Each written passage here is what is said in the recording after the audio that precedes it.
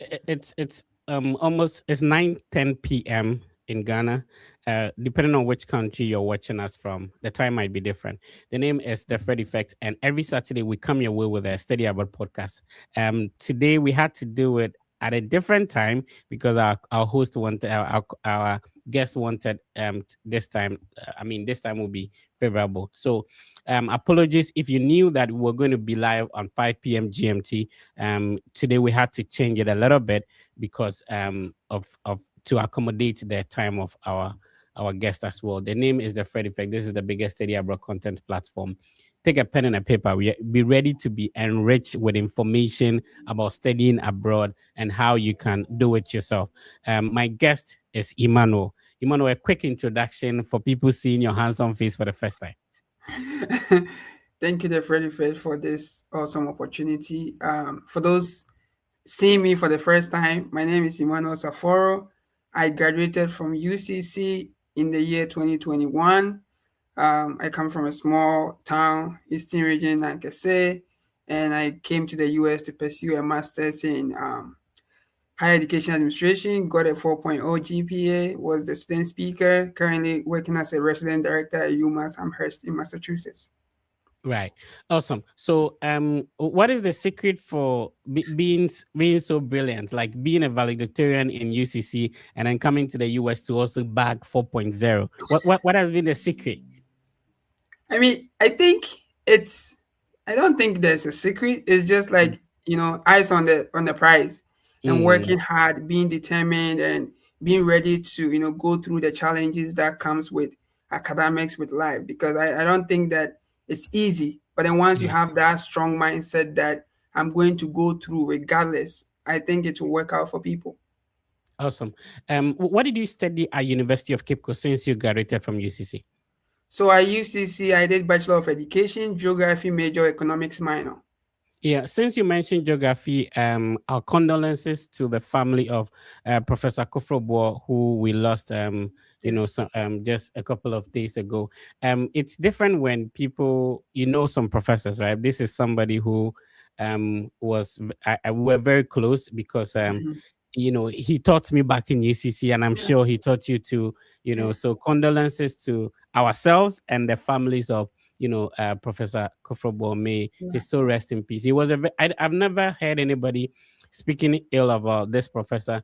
Yeah. He was such a good person, such that every year he wanted us to help some people every year who graduate from UCC or that he knows. He will call me and say, "Oh, Fred, let's buy flight ticket for this person." So as I speak to you now, I'm in a group with him with another person we assisted to buy his flight ticket to get to the US.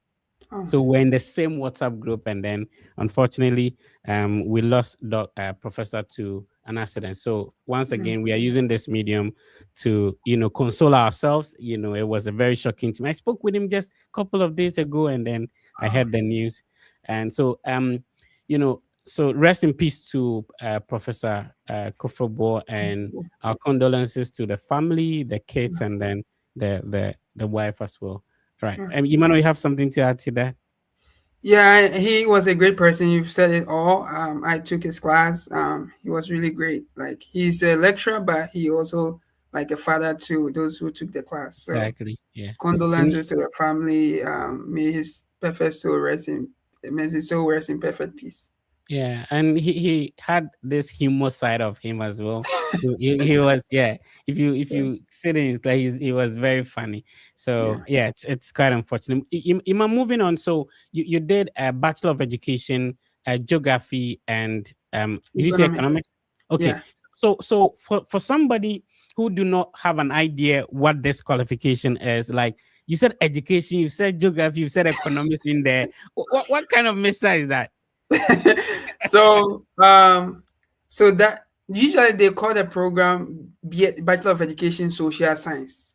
But then within the program, you have the option to either major geography or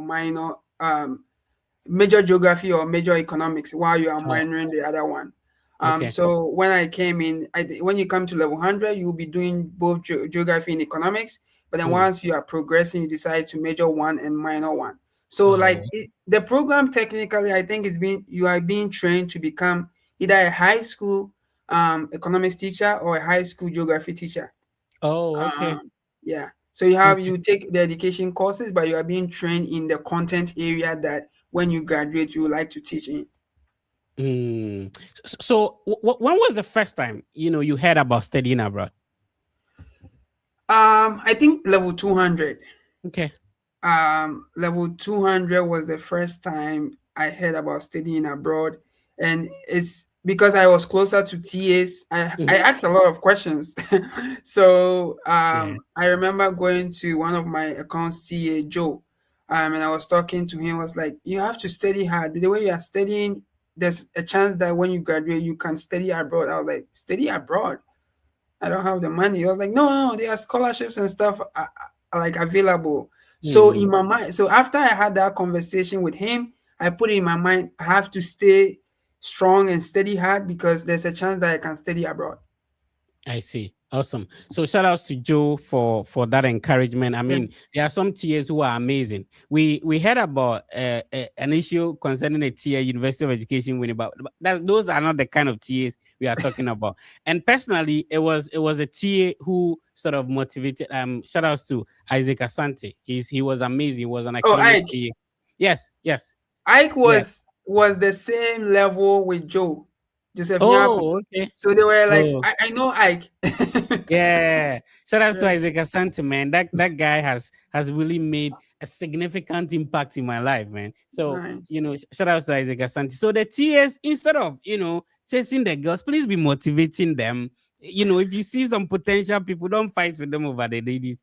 Push them in in in the right direction, like this one. So when level 200, you've heard about the process. Somebody is watching us from UCC, any other university campus. They are in Mhm. level 200. What did you start doing about the process? Or for somebody being in level 200 now, what should they do?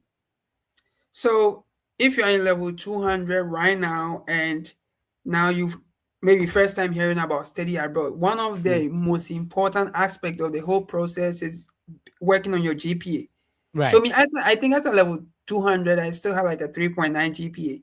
Mm, So I knew that I need to work maintaining that GPA. As I didn't know like the minimum required at the school or like abroad, like you need a 3.0 out of. I didn't have all yeah. those information, but I Okay. knew I have to put my all in the academics. So that Mm, was the first thing, and I was also doing other things like on campus. I was doing so many things. Like those who mhm, know me, they know me. I was everywhere doing extracurricular, taking on volunteer opportunities, and the yeah. rest.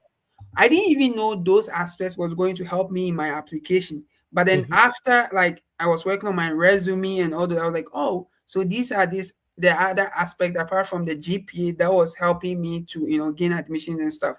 So GPA is first leadership opportunities, volunteer, and then if there's like in your department in your college there's something that you want to take on like leadership wise, it's good. You don't have to be the SRC president, you don't have to be the SRC level leadership. You can start taking small leadership positions in your department, in even in your class. Because I remember when I was having an interview, I used examples like times that I was a leader of my group project and stuff like mhm. that. All these are those small things really count. You don't really have to be in an official like leadership position. There's small leadership opportunities that comes our way day in and day out.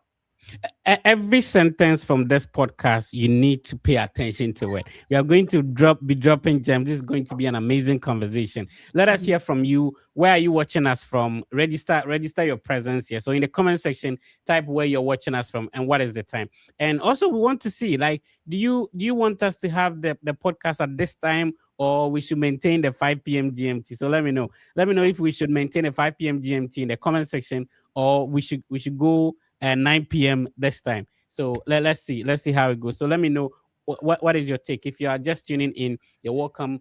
This is the Study Abroad podcast, the biggest study abroad content platform. The aim is very simple. People have already gone through the study abroad process. There are people who are studying in the dream school, the dream university, the dream program you want to apply to. It's simple. So we invite them on the podcast. They share their experience, where they started from, the challenges they face, what programs they studied or they are studying, and the schools they apply to. so that you can take a pen and a paper, be writing those information down, so that it makes it easier if you want to do it. If they had some challenges, they would suggest or advise you on how to navigate that. So be part of it. We are live on TikTok. So for what's the name of your TikTok handle so that people can know? Emmanuel underscore Saforo. Just Good. So if Emmanuel you're not Saforo. following us on TikTok, please do that. It's Emmanuel underscore Safaro on TikTok. And then on YouTube is the Fred Effect. On Facebook is the Fred Effect. X is the Fred Effect is verified. Instagram is the Fred Effect as well. And also we are live on so it's X or Twitter, YouTube, Facebook, and then Instagram, and then we are live on TikTok as well. Five Yeah. different platforms. Remember, our family is bigger on YouTube. It's almost 200,000, 180,000 and over family members. It's been consistent over the years. And on Facebook, we are 160,000, 180,000 thereabout. And then on TikTok, we are over 200,000. On X, we are over 50,000. So it's a big family. If you are new, you're welcome. You've been missing a lot. Now, let's continue. So, having a geography background, and Mhm. a lot of people have this question. You have education background, you have a geography background, you have economics background. What Yeah. programs were you looking at applying to?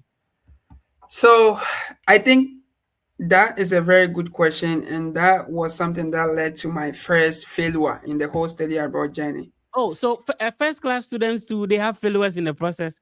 Of course, I was Oh, a we know that valedictorian, once but once you have a first class, it's guaranteed admission and scholarship. Oh. nope. Okay, what GPA kind is just one aspect. You can have okay. 4.0, and if you don't learn the right ways of doing this application process, I'm not sure you're gonna succeed. Hmm. Yeah. So So walk us through that. So what did you think of studying? Uh, Education, economics, or you should go to geography?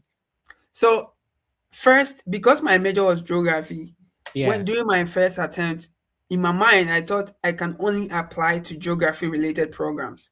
So let's So explain to people. When you say your major was geography, you said Bachelor of Education, Geography and Economics. So when you say major in geography, what does it mean? So it means that I'm taking a lot of courses in geography as compared to economics. So it meaning that within Oh, the okay. semester, if I'm doing 18 credits, I'm Mhm. taking like 12 credits in geography, Okay. maybe one education course and one economics course. So Oh, the I see. econs courses was just very minimal. I was Mm. taking a lot of courses in geography. Yeah. Okay. Let's move on. So because I was taking so many courses in geography, I knew like my major is geography. So obviously, when I am applying to a geography masters, I have a Mhm. upper hand. So that was my first during my first attempt. That was my focus. I was trying to apply to MA geography, MSc geography, sustainable development, all those programs. But then I realized that so after I failed in the process, I realized certain things that, when I'm applying to a geography program, I'm competing with people who did BA social science geography major. I'm also competing with Mm. people who did BSc geography and regional planning. I'm also competing with people maybe from Legon or from Tech who did X science. Because Oh. when you are doing Bachelor of Education, Geography and Economics, even though your major is geography, you can't take courses which are detailed as compared to someone whose focus is only BA social science geography major or Mm. BSc geography and regional planning. You can never even if the person gets second class upper and you have a 4.0 and we all present our application.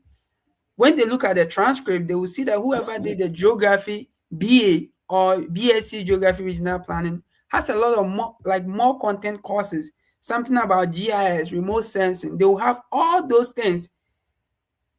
So it put me at a disadvantage. I for the schools that I apply, I remember that first year I only got admission to one school, but even that one I didn't get funded. Oh, okay. So during the second attempt, I had a conversation. So around the second attempt, I was learning a lot from my friends who were also in the process, and I Mhm. was asking them like, "Hey, this is it. The first time that they went, we didn't go well. What do you guys think?"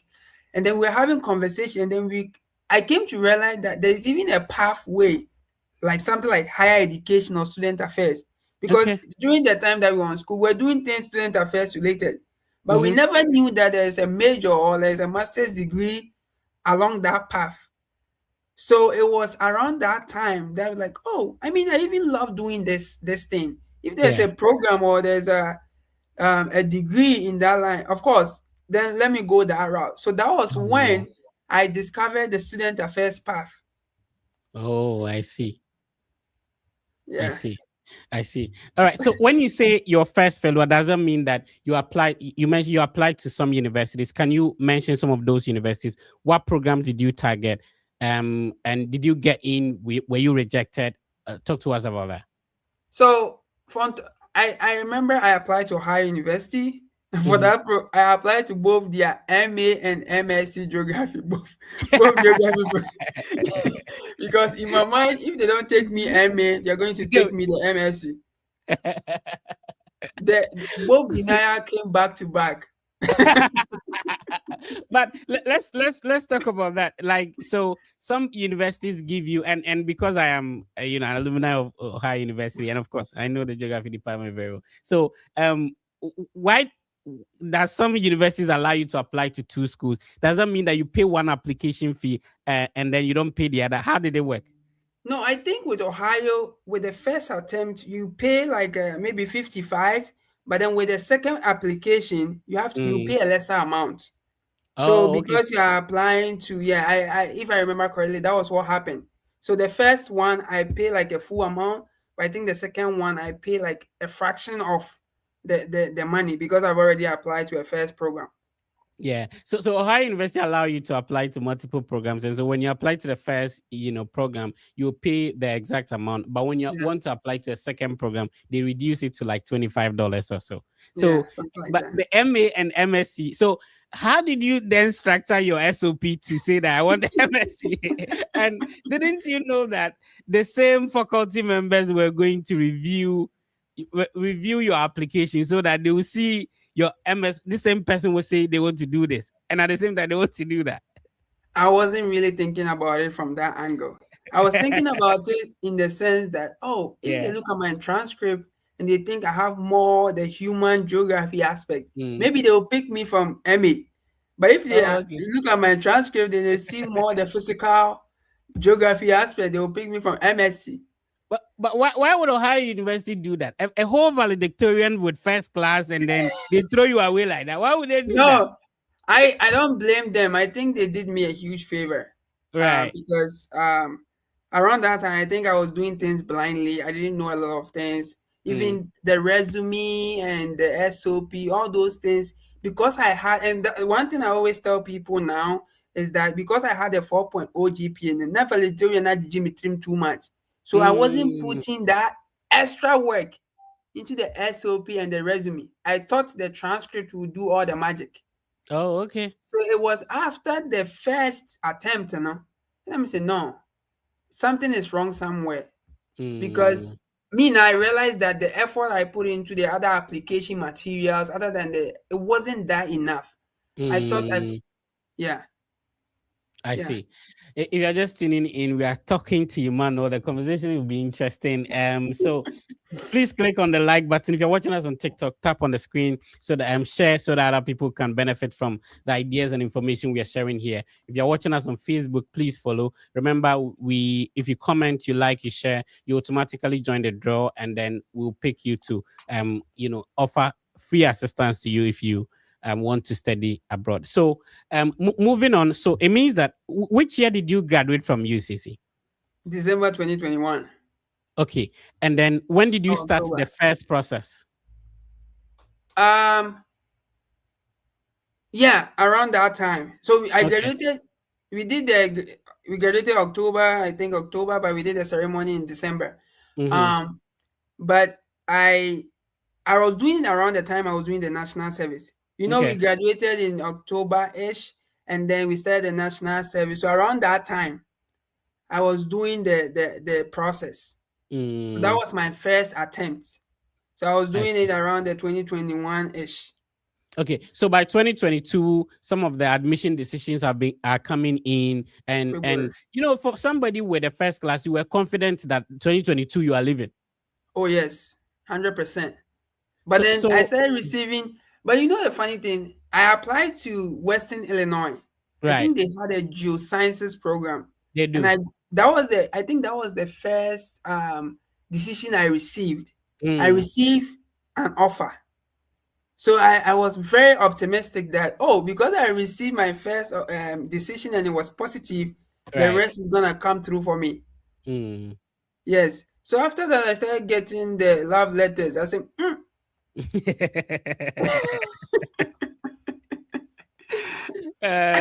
So for somebody who has just received one decision, you applied to one school, you were denied. Yo, bro, it's not only you. When people start telling their stories of yeah, how they went through this process, it will encourage you yeah. and let you know that you are not the only one. All right, so at what level, at what time did you start thinking in 2020, like we are still in 2022, what time did you start thinking that this year is not going to work for me, let me plan and re-strategize for next year? Oh, I think around April. Mm. Around April, I was like, I'm not hearing anything positive. So Mhm. me now, I wanted to give up because, and the giving up aspect was coming from finances Okay. because I was the only like this process. I was doing everything by myself. I said those who Mm. know me on campus knows me. I they hustle. I they do mobile money. I they do teaching. Why resource checker, whatever. Ah, like Data, mobile data, money. everything. I used to teach at like driving. I was a driving Yeah. instructor. So Oh, okay. ah, so there are a lot of people who even were my like seniors or so. I was teaching them how to drive. So like Yeah. my year, it is kind of my boy no, and I made I try first one. It's Uh, like man, it was tough. I was like, wow, I see. wow. I see. I see. All right. So now let's come to I know I'm a first class student. I have a good CGPA. Mhm. Why is it that I tried this and then it didn't work out? What did you think about changing? What was that turning moment? Did you speak to somebody? Did you read something? Did you see something somewhere that changed your mind about, okay, I did it this way, it didn't work. I'm going to do it this way this time. So I think I did a self assessment personally Mm, before having conversation with a friend. But I did an assessment. I was like, okay, let me just be sincere with myself. Throughout the process, what did I do? Did I even get someone to review my document? Did I put a lot of work in writing my SOP mm. with my resume? Did I But if really? you're a first class student, why do you need someone? You've been writing your essays to get A's. Why do somebody have to go through your essays for you? Study abroad is more technical. Study abroad is technical. You need people to really review your document And you see, I because saw a video of you talking about this, right? Because mhm, a lot of first class students are going through the same pain you're going through, and mhm. they are not supposed to. They are not supposed to suffer like that if they seek for help. Because I think a lot of people they do things better when they do it alone. Like those first class students, they want to learn alone. They want to be on their own and be able to do things, right? So if you are a third class student, second class student, why should I come and talk about my study abroad process with you? See, let me even chip this in before I answer your question. Right. It got to a point during my second attempt, I Mm. was even giving my statement of purpose to people who were in level 100 and 200 to read and gave Oh. me feedback. You know why? Because if they are in level 100, level 200, and they are reading, as in they are reading a passage or a letter, and I ask them to tell me what I've written. If they're able to understand and see what I'm trying to communicate, then it means Mm. the older person or the older faculty, whenever they read that document, they will understand. So I was giving it to Oh. multiple eyes. And whenever someone gives me a feedback, I listen and see, okay, where is this person coming from? It's not like when they tell me do A, I just do it. No, Mm. so I did a lot of reflection, gave it to multiple eyes. So that was something that really, really helped me. Really, really helped me. I Yeah. see. I see. In terms of motivation, somebody listening to us now, maybe they wanted to get in for the 2026 academic year, August. Mhm. It didn't work out. Mhm. you are talking about finances. We know that's the major hurdle for a lot of people. Yep. You know, how should they get themselves motivated to try again? Motivation, dear. See, it's not gonna come from anywhere. It should come from yourself. It should Right. be internal. See, if you are comfortable where you are there, there's no amount of external motivation that will change your mind. But if you Mm, know where you are coming from and you know where you want to head, no amount of challenges in this life will bring you down. So my motivation was inner driven. Like me, baby, I me free. If I me ye mistake, na me we bachelor's na me kofi a asamaba.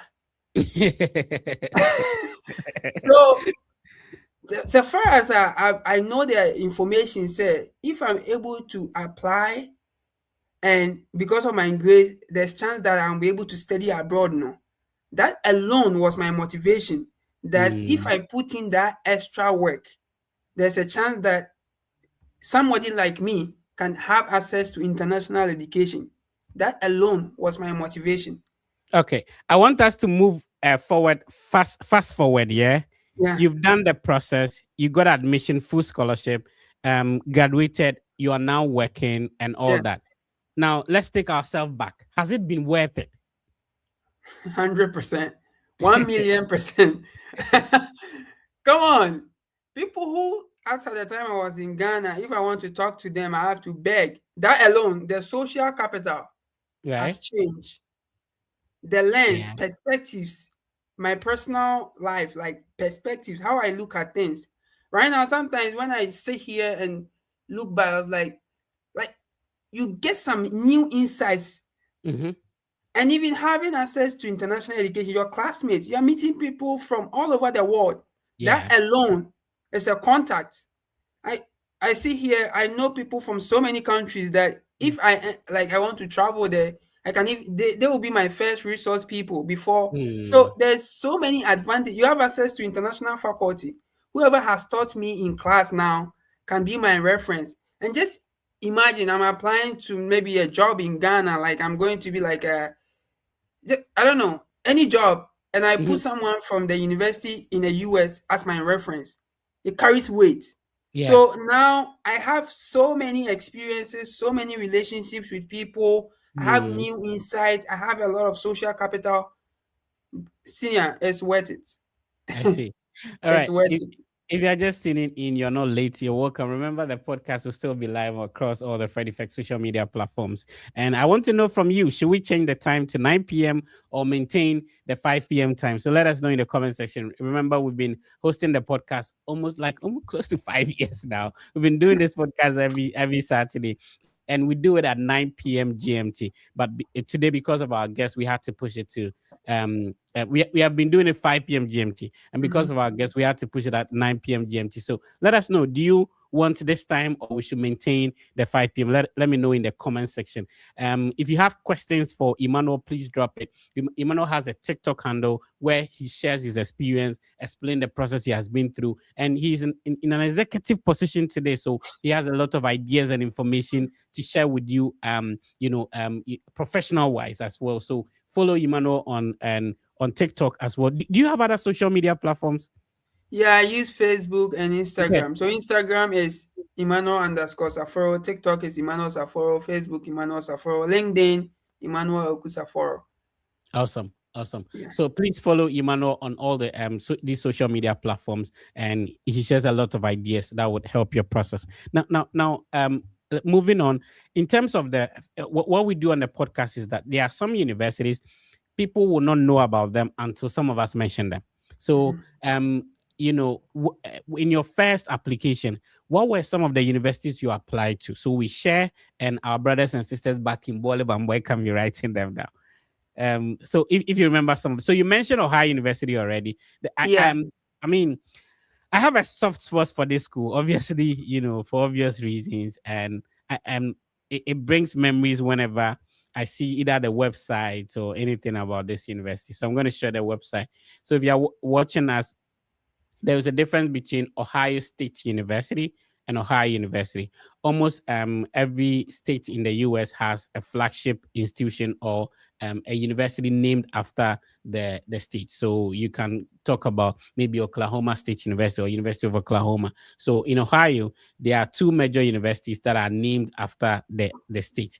Ohio itself is a state in the US, just like having a region in Ghana. So Ashanti region, maybe Ashanti region University, or Bono region, Bolibamboy University, something like that. So, there's Ohio University and there's Ohio State University. Ohio State University has a red and white colors on your website, and it's located in the capital of the state, which is in Columbus, but about 1 hour, 30 minutes drive from Columbus, which is to Athens, southeast of Ohio, is where Ohio University is located. So this is one of the universities that you might not apply to, and apply to both the Master of Arts and Master of Science program. Yeah. All right. Apart from Ohio, which other university did you apply to? I applied to Western Illinois University. Okay, so Western Illinois, and obviously we have a lot of friends Yeah. in this university as well. So Western Illinois University is located in Illinois, Macomb, and I loved how the Illinois school system is. So there's Eastern Illinois, there is Northern Illinois, there is Mhm. Southern Illinois, and there's Western Illinois. So Western Yeah. Illinois is located in a city called Macomb, in Illinois. So this is one of the universities you can also add to your list. Which other university? So I think then I did some applications to the Erasmus Mundus um, scholarship. For Okay, that so one, that's I in think, Germany. yeah, Erasmus Mundus. And then for that one, some of the programs I didn't proceed to next stage, but some of the Mm. programs too, I got screened to the next stage, but I didn't make it to the final cut. Oh, okay. Um, So the people on TikTok said the voice is low on TikTok. TikTok, let us know if the voice is still low, or maybe you have to increase Increase the my volume. volume. No, I mean I'm talking about John. John says the voice is low. Let us know on TikTok. Is the voice low or it's okay? People are saying it's okay. So that means John, you need to ebia we used to win pod and airport that I saw system. Win pod and airport. That's it. Yeah. Anyway, so this is Western Illinois University in Illinois. Illinois is a Yeah. little bit closer to Ohio. From Ohio, you go to Indiana and then Illinois. So which other university, bro? So for the ones that I got accepted in and had some fully funded, I applied to Florida International University. I'm talking about your first application. So your first application, you did only two applications?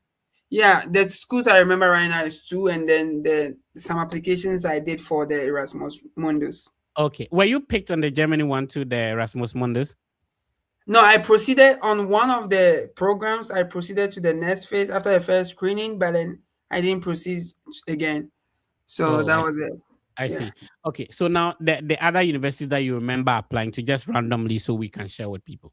Yeah, I applied to Florida International University. Okay. So let's talk about Florida International University. What can you say about this university? It's a really good school. Like that's my family in the Yeah. US, like my first family. Yeah. The higher ed program is really awesome. And where is it located in Florida? Because in Florida, if you're Miami. in Bolibambo, oh, okay. If you're in Miami. Bolibambo, then the only place you know is Miami. Then you came to chill. Oh. like talk to us about that. How is life as a student in such a popular city like? It's beautiful, it's vibrant, life is good. so from where? From Abra to Miami, or how do you Yeah. call it? My town is Nankese.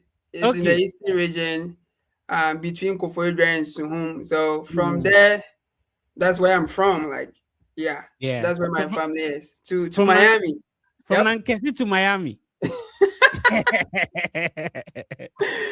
Yep. Oh, I see. So that is the website of Florida International. They have a lot of amazing programs located in Florida. And you're in, so is the school located in the heart of the city? Is it outside the city? How is it like? In the middle of the city. Wow. Wow. Then It's this is proper enjoyment too. this school here is nice. You get if you are tired over the weekend, you go to the beach, you go to Yeah. downtown. Man, it was awesome. Ooh. I've never been to Miami before. I need to visit Miami, Oh, man. Miami is beautiful. So, Yeah. Miami, yeah, you forget money, because Oh, I see. I Yes, see. really I see. nice. Really Okay, nice. awesome. What are some of the other universities? I applied to Springfield College. It's Okay, in so let me Massachusetts. share that. Okay. So I applied to a Springfield. program in Springfield. I applied to Wow. Ohio again, but that one I got admitted and funding, but I didn't come. Oh, okay. So Springfield College. Yeah. Where is it located? It's in Springfield, Massachusetts. Oh, okay. Okay. Okay. Yeah. Awesome. In I Massachusetts. applied to Springfield. Eastern Illinois to EIU. Okay, EIU. So that is the University of Kingsford Onyina. Shout out to Kingsford Onyina, Yeah. man. That's an Yeah. amazing guy. So Eastern Illinois University. We spoke about the Illinois University system. I know why my network is not loading. I'm not in Bolivar, boy. Please load. Okay. Um. So this is the website of Eastern Illinois. So you remember, if you are listening to this podcast alone, you have an opportunity to be typing all these universities down. You might be looking for an engineering program, whatever Yeah. program. When you hear some of these universities, because for some reason, when you're in Bolivar boy and you Google schools in the US, the list you have is different from when you are located in this country. I'm serious. So so put take a pen and a paper, be writing some things that Yeah. at least when you join the podcast every weekend, we mention some universities for you to be able to go and research on them as well.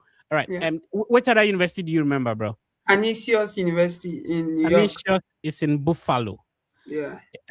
Just today I was having a conversation about Canisius with somebody. So Canisius University, it's Yeah. CANISUIS. No, SIUS. If you are watching us on TikTok, can you please be typing them in the comment section? So far we've mentioned a lot of them. Canisius is spelled CANISIUS. Canisius University. It's located in Buffalo in New York. New York is a whole state. There is a New York as a city, there's a New York as a state. But this Canisius is in a city called Buffalo. Buffalo is in New York as a state. All right. Which other university do I you think the remember, bro? last one is Kent State. Kent State Okay. University, Ohio. Okay. All right. Kent State University. I made a video about this school. I've spent some time on this campus as well. So it's a beautiful campus. I could ride my bicycle around the campus, right? And and it's very close to University of Akron. So you could Okay. literally like ride bicycle from Kent State campus to University of No. Akron University. You take the Talmadge Road and all that. So and right above Kent State, you have Cleveland, and then also it's closer to Youngstown State University as well. Mm. So there's a lot of universities around that northern part of Ohio. Kent State, University of Akron, Cleveland State, and then Youngstown too is on the corner there. And there's this private university. That's where Arabi came to. I've forgotten the name. I don't know how I should miss this name. So that one is Albany? also Oh no, Albany is in New York. is located in Cleveland. Let me see. I think they have a partnership with UCC also. Yeah, yeah, yeah. Yeah. Let I'm me see forgetting if the I can school. find it. So it's a private university near Cleveland. Let's see. I want to Google it real quick and see if I can get a name for you. I think So it's called Case Western Reserve University. yes, it's So Case Western. Western Reserve is also around that same area as well. And before you move to Toledo, around the northern Ohio there. So if you come to southern Ohio, that's where you see Ohio University. Middle is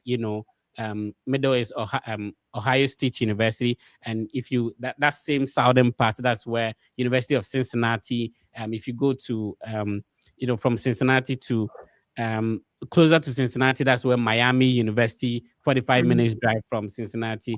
And then you see also some other private university, University of Dayton. So from Dayton, Rice State University is also located along that strip. So yeah, changing for whole idea. So all right.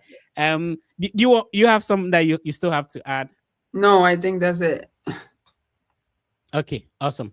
All right. So moving on, we'll touch on the how your visa interview went and all that.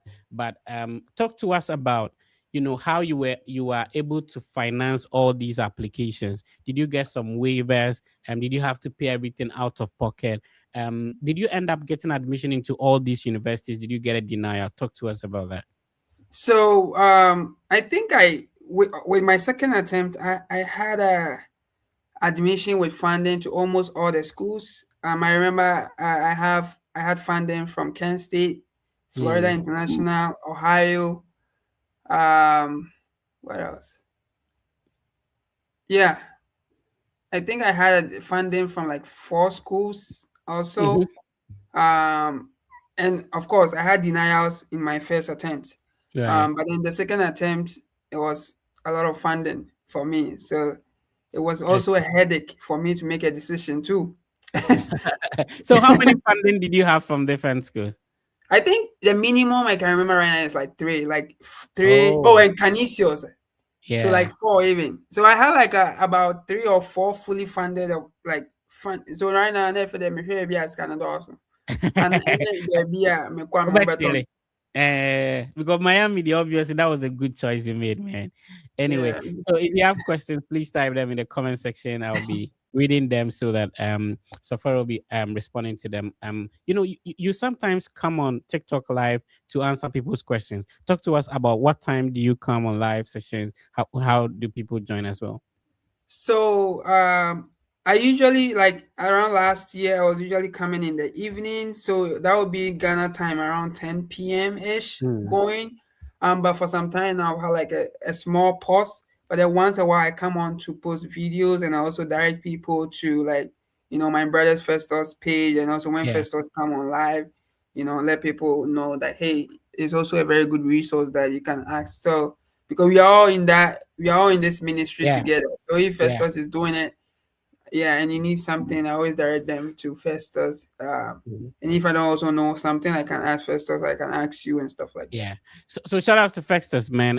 Yeah, There are a lot of I think that this kind of like we spoke about, you talk about the brother, the TA who actually said you were good and you could study abroad. yeah, And Joseph. I was also talking about Ike. I think there were such amazing people who were probably we had the opportunity to talk to one on one, but now Mhm. because of social media, there are a lot of our brothers and sisters who are also making good content on social media, Yeah. doing amazing that we always would have to talk about. Mm.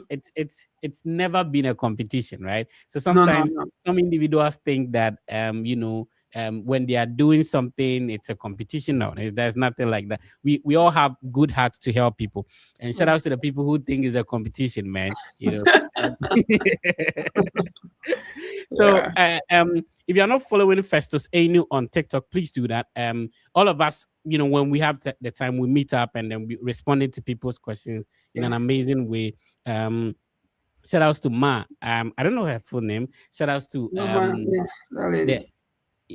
the I want to shout out to the entire. I don't want to forget anybody. You Yeah.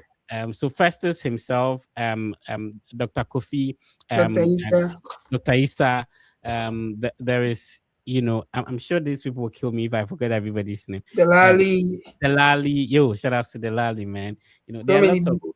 yeah, yeah, yeah. So if you're not following Festus, please do that. Apart from that, there's Emanuela J, who is also doing amazing on YouTube when it comes to this content creation. Let me see if I can shout out to our brother so that we don't forget everybody. So I need you to follow all these platforms. There is Aaron in Spice as well. Yeah. Aaron in Spice is doing amazing. There is Jennifer. There is Fidelia really is a dancing video as well. And then there's Golden Benguru, Kojomez, Araba. also Arabi. Shout out to Arabi. She does TikTok videos. If you want to teach in the US, you need to follow Teacher Norte as well. He is also doing amazing. Ezekiel from Nigeria, Gracie Fisayo on YouTube, Debbie is also doing amazing. There's Fatia. Fatia is on TikTok. Shout out to Fatia, man. And there's Nes Christie. There's also um Dami is also on YouTube, and there's Grad School Cafe. She's currently a professor. She's a doctor. Mhm. Gifty Michael talks about studying in Brazil as well. Olubo, hopefully I don't forget the I don't mess up the name. Ajua Chewa talks about studying in the UK as well. Elaine Tis talks about studying in Canada. There's also Freeman who talks about studying in Germany, and then there are a lot of Sheila K. Shout outs to Sheila K. Shout outs to Hetty as well. There's a lot of Mhm. people. Yeah. Alfred is from Bite Lamad. Amazing, Oh yeah, you know, yeah, yeah, amazing gentleman. Please follow them as well. So there are a lot of amazing people doing amazing stuff. If you know some of them too, you can be typing them in the comment section. Let's follow them. These people are doing Peter Bewa. I don't have to forget Peter Bewa. Eva Gas. Shout out to Eva Gas. Shout out Vegas, to yeah, Fela. Vegas online.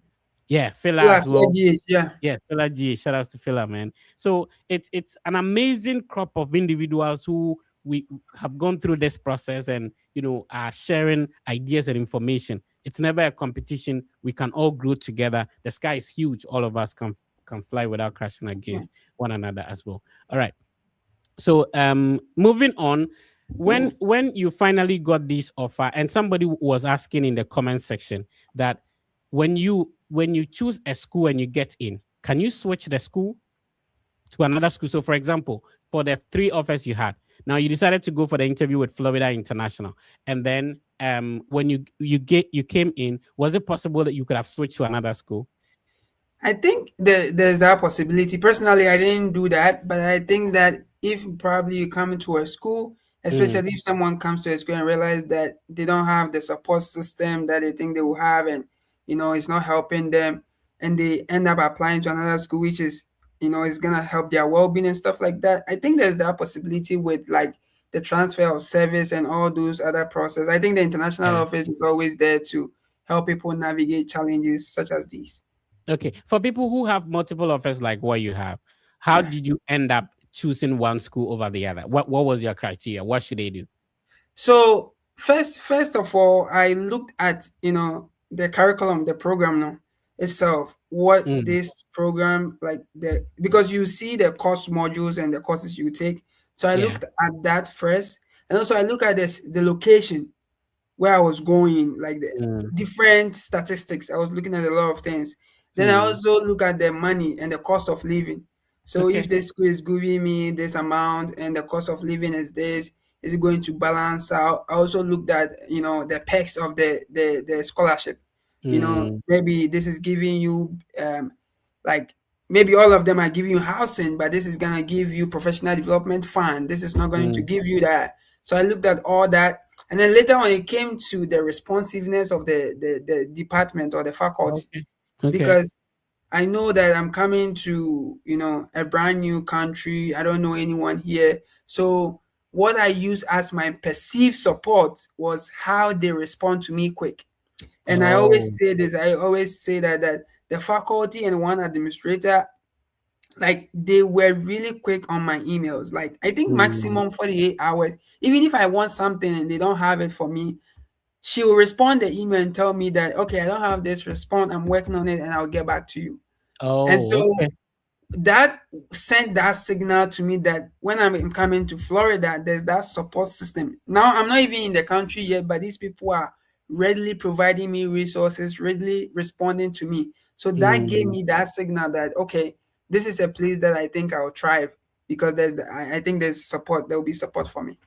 Okay. So what do you do with the other admissions that you will not be going? You tell them you're not coming. Are you deferring? What do you do with that? No, I denied all of them. Oh, okay. Yeah, I Okay. sent them an email saying, I'm sorry, but I've accepted another offer. But Oh, I I see. appreciate the offer. It was really tough, but you can't hold on to all these opportunities. Meanwhile, some people are also waiting Mm. on it. So after I made a decision, I think that it took me like 2 weeks. After I Mm. had all, it took me 2 weeks to make a decision. After that, I denied the rest and then just proceeded with one of them. All right. On a lighter note, what do you miss home? Oh, I miss my family. Right. I miss the family. Mm. Initially, I was missing the food, but I figured like, what's not going to baby I'll be Ghana and style. So the food And is not Miami, really, they'll pay me over to me also. yeah. The food Yeah. is not really a thing now. I think the big thing is the family. It's Mm, something that, you're happy you're traveling abroad to study, but when you get here, you realize how much those things back home you took for granted really meant a mm, lot. So I yeah. miss the family. I miss the chance where you can always go out to sit at the mobile money guy's place and chat. Mm, You know, I miss the time like you can just go out, even if you're not feeling the heat, you can just go out and you be happy because you meet a friend, you stand by the roadside, you can chat and all those things. So yeah. I miss that piece of the Ghanaian culture, but it is what Yeah. it is. What was difficult to adjust to? I don't know about the weather in Florida. Is it the same like it's in UCC or Cape Coast? Yeah. Yeah, the weather Oh, wasn't a big deal. I think something that was really big for me was the language. mm, Um, Miami is Hispanic heavy. I never okay. knew until I came there. There I are see. people in Miami who doesn't speak English. Okay. So For our brothers in Bolibamboy, Hispanic heavy will be difficult for them. Let's break it down. They speak more. They speak more of Spanish, right? The yeah, they Spanish speak language. Spanish. Yeah. Okay. Okay. So that's what we So mean by Hispanic heavy. yeah, that's right. So it was an adjustment. And also even though I was speaking English, when you come to America, you realize that your English somebody It's may not. not It's understand. not Englishing. Your English is not Englishing. Yeah, someone will understand the English that you are speaking. So Right. that was an adjustment. That was an adjustment because you say So water. then, Who knows water? You say uh, water. Well, so some of us that have not traveled before, but we have the LAFAL, the locally acquired foreign asset. That one is not American English, eh? Mm-mm. You have to come here and experience it. You have to come here and experience it. Yeah, Yeah. yeah, Anyway, if you're just tuning in, I've been having an interesting conversation with Emmanuel. If you didn't join us from the beginning, you missed a lot. He's sharing his journey from being a first class student to trying to study abroad for the first time. It didn't work out. He has to try again, and now moving to Florida, Miami, and moving into the professional field. This is a story of resilience. This is a story of somebody who is serious about what he wants to achieve, and it's been working out. Talk to us. You mentioned the financial challenges and then now the setback in your first application. For yeah. somebody willing to start this process, what are some of the challenges they should anticipate to expect? Okay, so denials is is going to come. Yes. You can do whatever you have to do. Probably the school choice will be the challenge. So you may have all it takes, but then you may not meet the cutoff point for a specific school. So Mm, just be expecting some denials. The money also is big. When someone asks me what is the requirement for study abroad, I always tell them number one is money. You cannot take the money, even though there will be free applications and all those things. You still have to invest some sort of money. yeah. And right now, most of the schools are even taking the transcript evaluation, which Hmm. costs a lot of money. So Yeah. that, and then the application fees, and if you have to send your transcript. So those are some money. I think money is the big thing. And also, Mm, right now, I think that every year the number of people who get to know about study abroad that is exponential. Like the number increases. So yeah. now one of the challenges that Shout a out lot to you and Festus and the brothers doing a great job, man. but that is also creating a challenge in the Yeah. context of recommendation letters. Right. Now, me, when I was going to look for a recommendation letter, I didn't struggle because the professors knew me and they were able to customize the recommendation letters for me. Hmm. But now, if you have a class of 100 people, almost 80 people in the class knows about study abroad and they are going to Right. request for recommendation letters. So now getting a recommendation letter is one of the big hurdle for most people, Mm, especially if the person doesn't have a good relationship with their professors. So that is a challenge that if you don't have that relationship, anticipate it. Because yeah. without the recommendation letters, it's difficult that you'll be able to submit an application. Because every application, you need at least one recommendation letter. I see. All right. Of course, recommendation is a major challenge. And when you say that you didn't have a challenge with that because the professors know you. Now, people who have graduated, especially those who graduated long ago, they are struggling, and these universities want institutional emails. Do you have any tips to go about in terms of getting recommendations? So I think you don't have to wait till you put in the application before you reach out to those professors. I think you have to, Okay. even though you've graduated, you can start building some relationship, sort of, Mm-hmm. with these professors. If it's you going to the school, if you trying to get their email, if you are working or having their phone numbers, you can start building some relationships so that, because every year or every semester they teach a lot of people, so it's Mm, gonna be difficult for them to even remember you. yeah. But if you end up building that relationship, probably it will trickle their brain to remember who I'm speaking to. So I think Mm, building the relationship, if you have made your decision to do a study abroad and you remember some professors back in school, they know they know you are. Start building that relationship. Don't wait till August, September, October, and then you are looking for the announcements and say, "Oh, say, can I use you for recommendation?" No, it doesn't yeah. work like that. Right. Start building the relationship now. I see.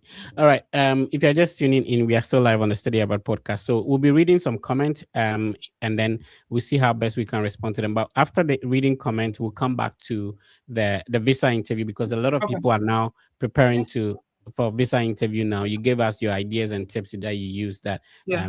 you got your visa approved. So remember that if you want to study abroad, the Fred Effect team is here to assist you. Send us a direct message on our Instagram. Remember, we are the only team that handles applications for individuals who have bachelor's and diploma, who have a high school and diploma, who want to study a bachelor's degree.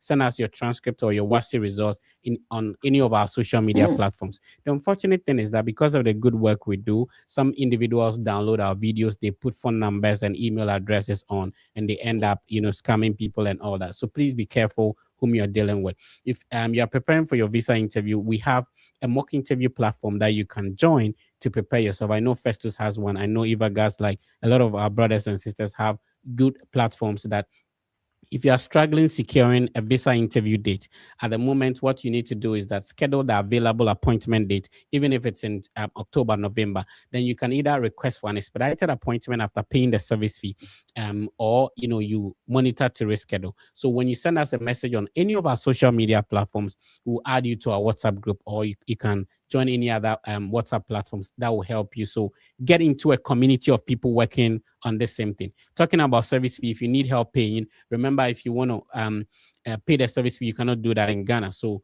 you generate the service coupon, you send us a message on any of the Fred Effect social media platforms, and then we'll assist you with the payment. If you want to pay enrollment deposit, if you want to pay visa application fee. When I was in Bole Bamboy, I needed to travel all the way to Techiman to get a GT Bank branch to pay for visa application fee. Now you can pay with a MasterCard or Visa card. If you don't have one, that the Fred Effect team can assist you with that payment. Some universities require enrollment deposit. If you are paying application fee from the beginning, you can get in touch with the Fred Effect team, and then we can assist you with those payments as well. If you want to evaluate your transcript, like Hima said, some universities require that. Send us a message. If you want our team to handle everything for you, we can do that. If you want us to assist you with just the payment. So when it comes to everything about the study abroad process, you have no problem. Send a direct message to the Fred Effect team. We'll be happy to assist you with that. Hima, let's read. So some individuals were mentioning Inzube. Yes, Inzube is a good friend of mine.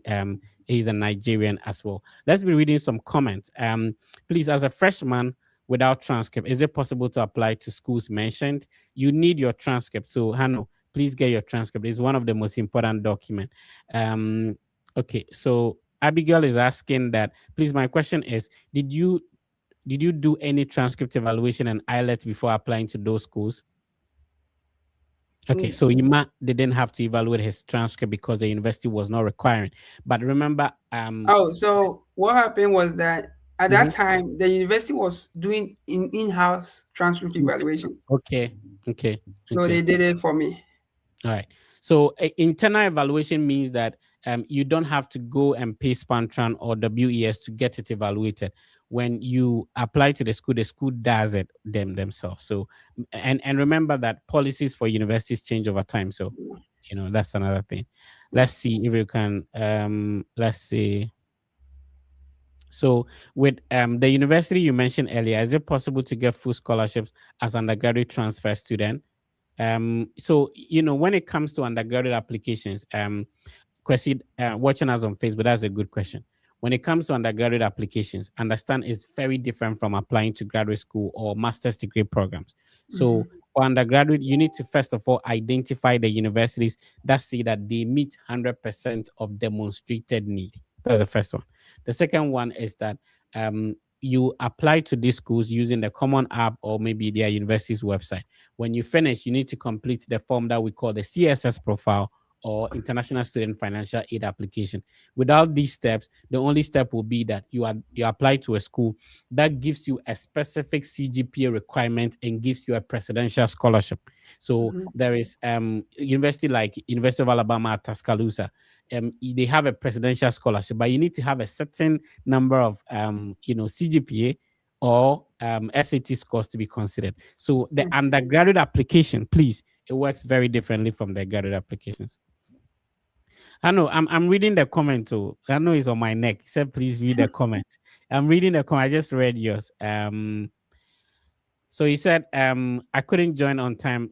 So you can rewatch this. I know he didn't transfer from completed from UCC and then applied directly for a master's degree. Yeah. Okay, so Sheila is asking, does a full funding cover housing and cost of living? Ima, what do you think? So, full funding, I know that definition has been dicey for some time now, but Yeah, usually, when people say full funding, they talk about um, having a funding that covers your cost of attendance. yeah, But some of the graduate assistantships, especially if you are working in housing, you get housing as part of it. So most of the full funding conversations are about, it doesn't mean it covers housing. All it yeah. means is that the funding that they were awarded, is either equal or greater than their cost of living on their I-20. Mm, awesome. All right. So some individuals were typing the names for us. So Portia, Eddie, as well. Prof. Fram, yes, Yeah. Sewa, Dr. RKS, Kojoman. Shout outs to Kojomans, man. Yeah. So these are some of the friends who meet usually on TikTok, and then we talk about the universities. Let me see if we can get some. Do you have some comments on TikTok that we can attend to? Let's Yeah, see. there are some comments on TikTok. Okay. Someone said, Nanaya, I said, I have a degree in civil engineering. Please, how do I get scholarships abroad to further? Thank you. Do you want me to respond to that, or you do that? No, you can respond to it. Okay, so Yeah. if you have a degree in civil engineering, it's simple. So what you need to understand is that you get your transcript and then the list of documents that we usually mention: your passport, your certificate, recommendation letters, and all those good stuff. Then we now start searching for universities that would you are interested in terms of the program you want to pursue. So we can look at master's degree related to your field. Then we will email them. Now, normally I call it the Fred effect, strategy of securing admission and full scholarship. Please attend the webinar, email the coordinator of the program, request for information on the website, read frequently asked questions, and if possible, follow the university social media handles. If you're able to do these four things, you'll be able to know whether they will admit you or and they will give you funding, and then you can start your applications from there. Do we have other questions on TikTok? Yeah. Osei says, Brahima, please, can I use my HND to do MSc in electrical engineering? That's a very good question. So HND, is it a 2 year or 3 year mention? If it's 3 years, the only thing you need to understand is that to apply for a master's degree, you need credit hours of 120 or above. So if your HND is 3 years and 6 semesters, please confirm if it is 120 credit hours or above. If it is below that, you need to apply as a transfer student or have a top up, and you add it, the two of them, to apply for a master's degree. Okay. And then there's one from Bright. He says, how does institution waiver at UT Dallas helps in visa approval? In terms of visa approval, there are five major things you need to cover. And I did a session with an ex visa officer. I think you should check it out. You need to be able to prove that you can fund your education. So if you have a tuition waiver, it means that the university might require some financial document to prove that you can take care of the rest. If you're able to get your I-20, for me, everybody who holds an I-20 have an equal chance of getting the visa approved. So you need to be able to firmly prove that home ties. You need to be able to prove that you're going to a good school, which UT Dallas is a good school. You need to prove knowledge of the program you're going to study, so that it makes you a genuine student and all that. If you're able to meet these requirements, the only thing is that you need to be confident and prepare for the visa interview. We know people with full funding getting denied, people with full funding getting approved, and people with no funding getting approved as well. So the Yeah. confidence level super important. Yeah. And someone says, please, is there any WhatsApp group I can join for Fred Effects? Yeah, sure. Send us a direct message on on any of our platforms. So you can send it here on TikTok, on Instagram, Twitter, wherever. Our team will respond to you and add you to the WhatsApp group. Yeah, I think that's it for me. Awesome. So remember that we extend helping hand. If you want to schedule a one-on-one meeting with a Fred Effect team, it's super simple. Use the link I'm sharing on the screen to schedule a one-on-one with a Fred Effect team. And we have a connections with Argo Visa. Argo Visa is a team of ex-Visa officers. So please use the link I'm sharing on the screen, rb.gy. Can somebody type it on TikTok for us? rb.gy/KU72VB. rb.gy/KU72VB. If you type it in your browser, you'll be able to schedule an appointment with an ex visa officer who will coach you to prepare for your visa interview. So I'm going to leave the rest for you, Ima, to grab some water and all that. So talk to us about how your visa preparation and visa interview went leading to your approval. Okay. So after I secured, the admission with funding. As I said, like I bought my MRV, secured a date, filled the application DS-160, also got people to review for me because that was also very, very important. You always need people who have done the process to look at certain things for you to avoid some avoidable mistakes. So don't think, one thing I always say is that don't think that you can do this thing like solo. Yes, you can do the process solo, but sometimes when you're able to get someone who have done the process before, they just give that eye because they've done it to just advise you on certain things so that you can avoid certain avoidable mistakes. After that, I joined I got a date and then I joined mock interview groups. And also, as Fred was talking about, you need to prove home ties. You need to prove that you're a genuine student. You also need to prove that, you have the funding. So usually I categorize into three main things: being a genuine student, financial support, and also home ties. So that was the preparation, like joining mock interviews, rehearsing my responses so that I don't get there because the whole process, I think it was intimidating. So if you haven't really gone over your notes really well, you get to the visa room and then you'll be confused, or like you forget what you even want to say. It's not like maybe you forget because the environment there, everybody will be the meaning this and I mean. So that is it. But a lot of preparation, you have to take notes, write things down. When you join mock sessions now kasa, and they think that, oh, assembly are okay, the same assembly, you can say it in this way, that will help because you have less time in front of the visa officer. So if you don't learn how to convey your message in a direct and straightforward way, you may be saying whatever you have to say, but then you may not have the chance to convey the message, and it can lead to you being denied. So you being confident and also you being able to get your message across in a short period of time is also very, very important. And one of the things that you will do that will help you to be confident and be able to get your message across is by practicing and also doing these mock interviews so that people can give you a feedback as to how you can convey your message and stuff like that. So that is that about some of the things that I did for my my visa process. I don't know if anybody um has So, anything. Yeah. what about the questions you were asked? How many Oh, questions? How long did it take? Talk to us through the embassy. I think so let me so I was early morning. I think my time was like 11 a.m. But then I got to the embassy around 6, 7 a.m. Because me pese me bab me 58 9 every the car say. So I was gonna be there from the first time on Moho. So I was there early in the morning, waited till they start calling people, by Gianna say like under the tree.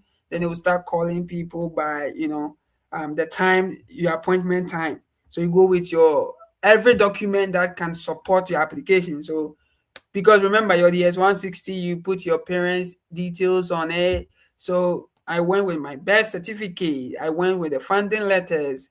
I went with so many documents that will support everything that is likely that they will ask me. But then they didn't even take any of the document. The only document they took was my I-20 and my passport. So, you'll be outside, they will check your confirmation numbers and stuff, and then you go inside, you go and sit under the shade, and then you end up entering the room. So once you enter the room, then you feel like, okay, I'm in now.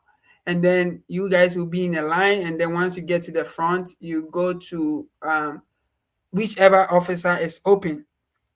But one thing is that when you are getting closer to the front line, you can hear, you can hear like that they are talking. But if you don't pay a lot of attention, you won't hear what they are saying. But also you see whether the person has been approved or denied. Because if the person has been approved, when the person is coming, they will be smiling. But if the person has been denied, when the person is coming, they will be frowning. And also, if they are coming with their passport in their hand and passing by, obviously the person has been denied. So sometimes it can cause panic, kaka, like, oh my god. But I ended up getting, in front of a visa officer. He will push a tray in front of you and say, okay, your I-20 on your passport. So I think they asked me maximum, I think, 3 questions. Um, like where am I going? I think that was the question, and I told them, I'm going to the United States to pursue this program at this university, da da da da. Da. And then they asked me, how did I get this funding? Because um the funding the funding I had was more than the cost of attendance on the I-20. So the person she said, I think she or I don't remember all day, but the visa officer asked me, how did you get this funding? Whilst pointing on the I-20, and then I explained that I did this number of interviews. After that, this and this and that and that. I was like, okay. And then I think that was the only 2 questions, if I remember correctly. I was asked. So it took less than 2 minutes. I think it took less than 2 minutes for the whole thing. And then he said that I'll be keeping your passport. I was like, okay. Then that was it. And then as soon as I left, that scene, and I was heading towards, I smiled. I knew people know that I've gotten the visa. I was happy. I was like, wow, I did it. But yeah, it was a really great experience. 2 questions, I think, and that was it. I was out of the door. I had prepared and rehearsed and studied for so many, but I ended up having, I think, 2 questions. Someone is asking, did you do your interview here in Ghana? Oh yes, I did it in Ghana. Maybe Mm. Kevin, miniska me ko baby awu. Na me dey application fee na ngaza kura nyame adom. Me say akwa he. But Anyways, so for people, when you were in the queue, you notice some other people being interviewed.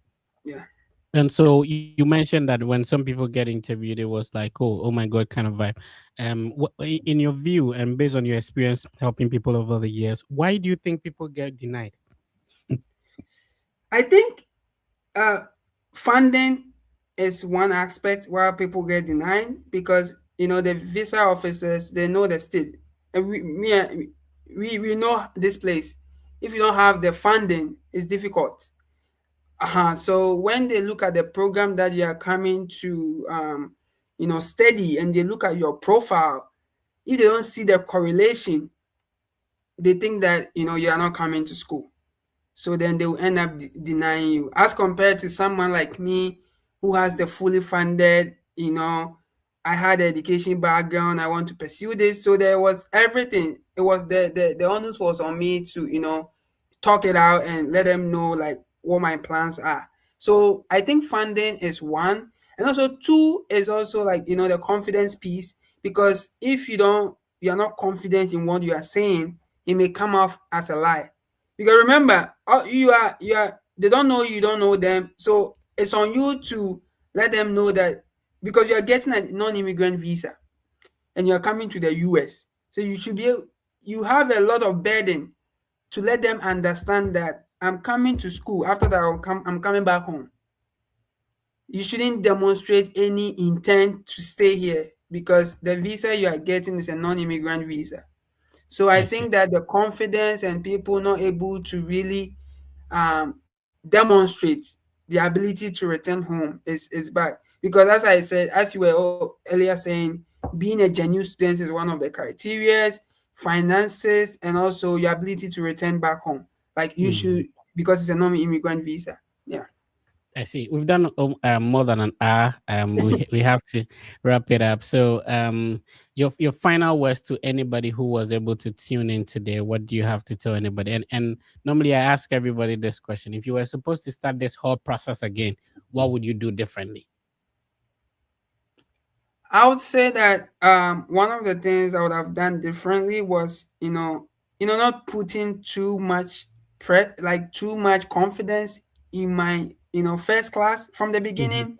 I Hmm. think that was one thing that really cost me from the beginning, but I learned my lesson real quick, and it changed the story for me. So I wouldn't put all my, trust and confidence in just the GPA, but also focus on the other aspect of the like my resume, taking on leadership positions, doing Yeah. volunteer work, all those other aspects. I also, because one thing that also helped me was like a group of people who were like-minded, who were doing similar thing. So around the second time I was doing it, I was in like I had friends who were also doing the same thing. Once again, you Mm. don't have to think about it as a competition. There are more than Okay. 4,000 universities and colleges in the US.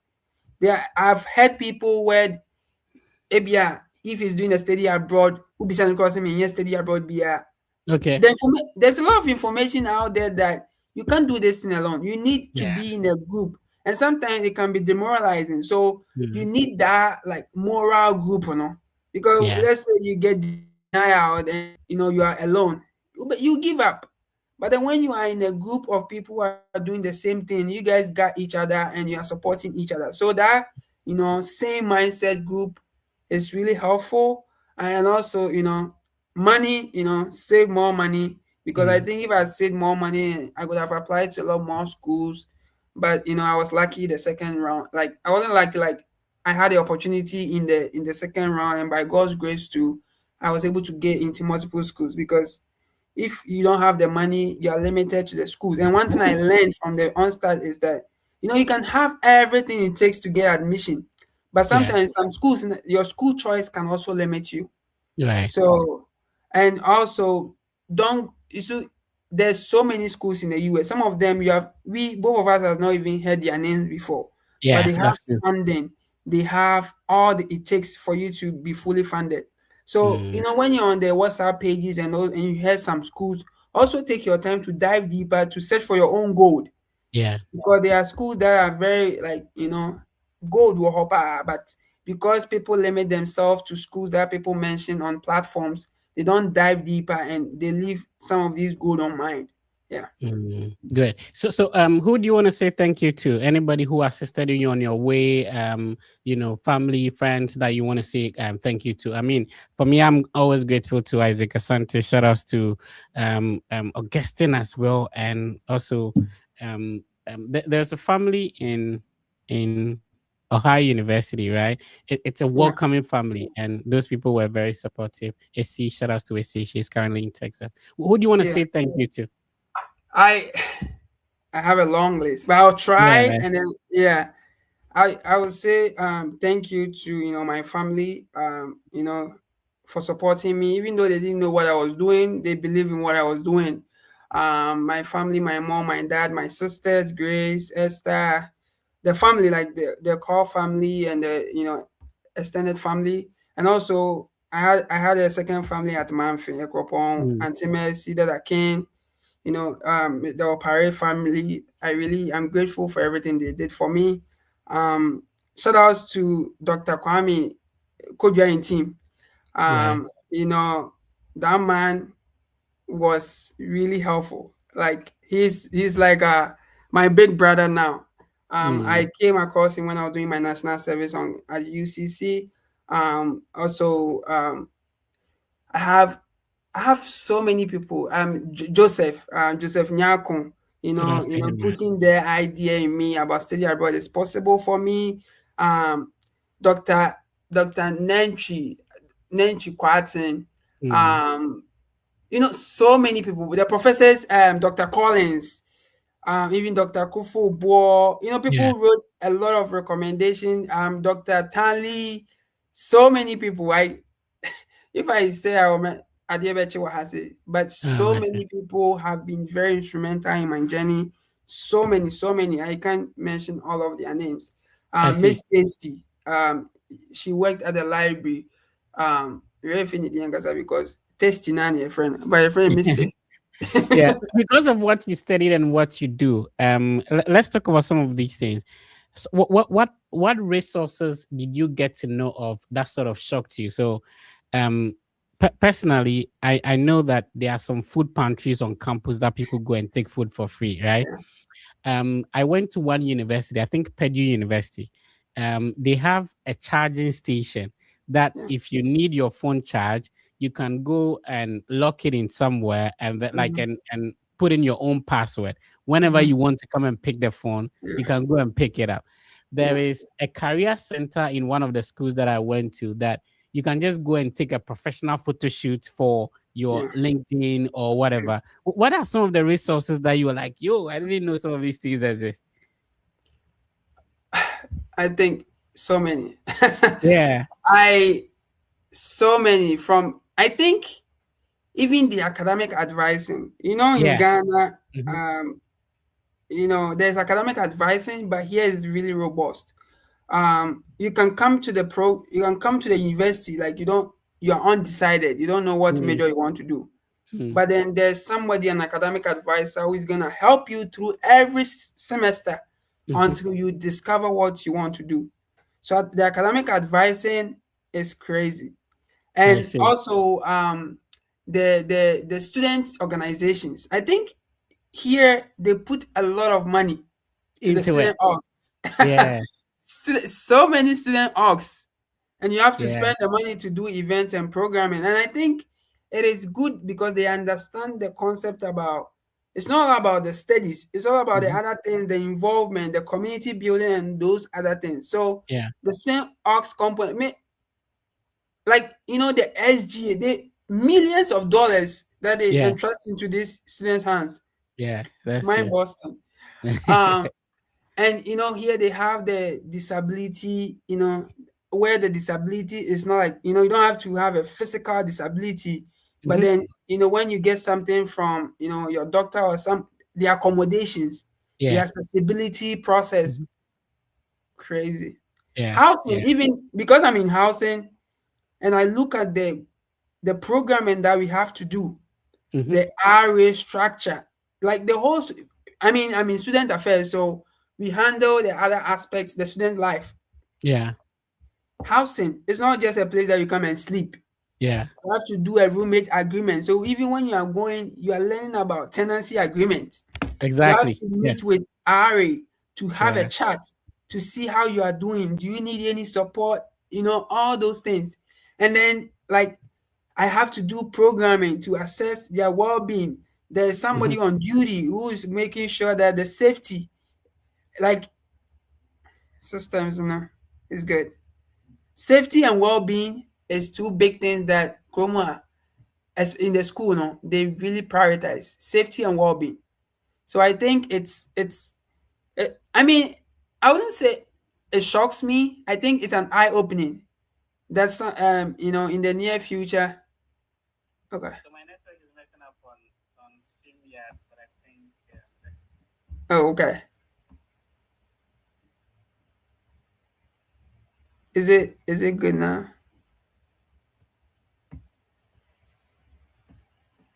Let me see. Guys, can you see us? Can you hear us? Um, I think it froze still. so my network is messing up on StreamYard. Okay. I think you got disconnected.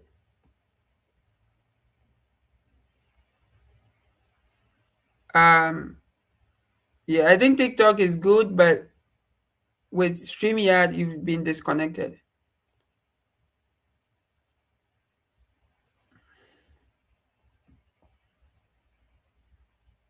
Yeah, the network. Yes, my network was messing up on StreamYard, but I'm back. Yeah, you back. Right. Yeah. Yeah. Yeah. So it's not only Bollywood boy that network messes up over here. Depending on the the Yes. so I just switched to my phone's hotspot right now. Sometimes I don't know why my apartment people, shout out to them though. They should check these things up. Anyway, so so, Yeah. so yeah, So so university over here it's more than just going to school to learn. oh yeah, yeah, yeah.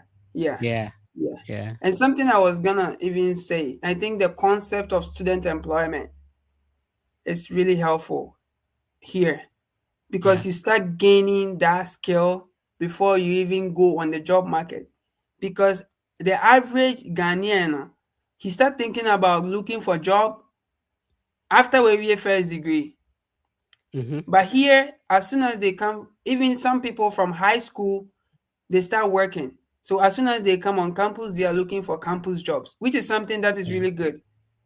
So I think that exposure is also because there are a lot of people like a lot of competitions in their program, things that really boost and yet addition and yet Mm. babadi and it's Yeah. a whole lot of things. Yeah. And something that I forgot to say about the Mm-hmm. recommendation letters is that, you know, people want to study abroad and most usually schools need two and not three. School Okay. one and one. So if you are currently in school, make sure you are standing out in terms of your colleagues, like the relationship with your lecturers, because that's going to go a long way. Because lecturers, they can get you a recommendation. However, if you want a customized recommendation letter, you need to have that relationship with that lecturer. Build that relationship because a customized recommendation letter is going to go a long way to help your admission decision. Mm. I see. All right. It's been a great session with Emmanuel. I think maybe we have to bring Emmanuel back on the podcast again, and thank you for making time, bro. It's been an amazing session chatting with you. And our brothers and sisters back home have really benefited. Even people here, have benefited from the ideas and information we've shared today. Remember, this video will still be live on the Fred Effect platform. So if you go to YouTube, Facebook, it will still be there. And then you can rewatch it at any point in time. There's everybody should have something that develops their mind, develops their body, and also develops your health. But Today we network, I think the network need break it. Oh, about wow. All right, so this is a mekasa makasa guanana mekasa menkwame ho. So tell my apartment people, oh Charlie. So somebody will say, the friend no about Ghana na. Somebody will say, friend no about Ghana na. Yo, Charlie, my apartment, my network provider, I don't want to mention their name. They've been messing me up, but yeah, we're good to go. So it's been a great session. What I was yeah. saying was that we've shared a lot of ideas. Everybody should have something that develops their mind, develops their body, and also develops your health. Today we Mhm, came to develop your mind and your mindset on how you can enrich yourself by trying to secure a higher education as part of what the things you are securing, right? And that mhm. will really benefit you. There was this trending video about the rich man in Ghana, RNAQ, talking about Nigeria only degree, right? So I noticed a lot of people when they graduate, they use that sound on TikTok. And then they say me you know one degree only SHS no we and now be mechanical say SHS in Ghana we get a degree some, and it will be better if you get a degree outside your home country. So it's been a great session, bro. Thank you so much for coming through. Of course, of course. All Thank right. you so much.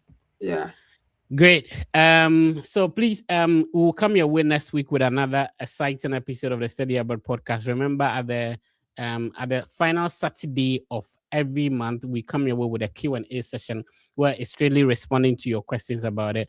We've been doing this for years now. If you are new to the platform, you're welcome. This is the biggest Study Abroad content platform on YouTube, on Facebook, on Instagram, on TikTok, and also on Twitter. So next week will come your way. Yes. Let's see. Because of my network, the draw messed up. Oh, somebody's asking about the draw. The draw messed up. My network, because my network messed up, the draw also messed up. But we'll do it next week. Thank you for reminding me. Salaga. Yerim Salaga. Okay. All right. Thank you so much. Shout outs to the Fred Effect team. Shout outs to Kafi. Shout outs to Rebecca. Shout outs to Emmanuel. Pimshak. Shout outs to Louisa. Shout outs to Josie. Shout outs to John, who makes all our designs and all that. Shout outs to Patrick as well. And every team member. Shout outs to Ben. He's in the UK. He couldn't join us today. Shout outs to every team member who has been working behind the scenes. The face you see is my face, but there's a lot of people behind the scenes who does the job for the Fred Effect too. So shout outs to all of them. Some of them are shy of camera. One day I'll bring all of them on so that you get to see and know all of them. All right. So thank you so much for tuning in. It's been a great session. Please be positive and know that everything will be fine. So if you want to study abroad 2027, the applications for 2027 starts in 2026. So you need to start preparing your documents so that most of the universities, when they open in August for spring 2027 or fall 2027 admissions, you can put in. If you are preparing for visa interview, send a direct message to the Fred Effect team on Instagram. We'll add you to our WhatsApp group so that you can join the thousands of people we are assisting. If you have a high school or diploma qualification, you need help to apply for a bachelor's degree, please send us a message with your transcript. If you have a bachelor's, you want to apply for master's, don't worry about your CGP or whatever.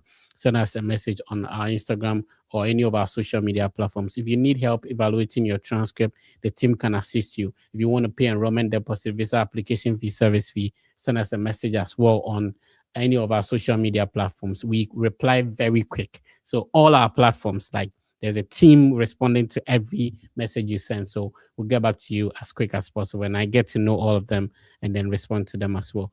The name has been The Fred Effect. Please be positive and know that everything will be fine. I'll see you next week.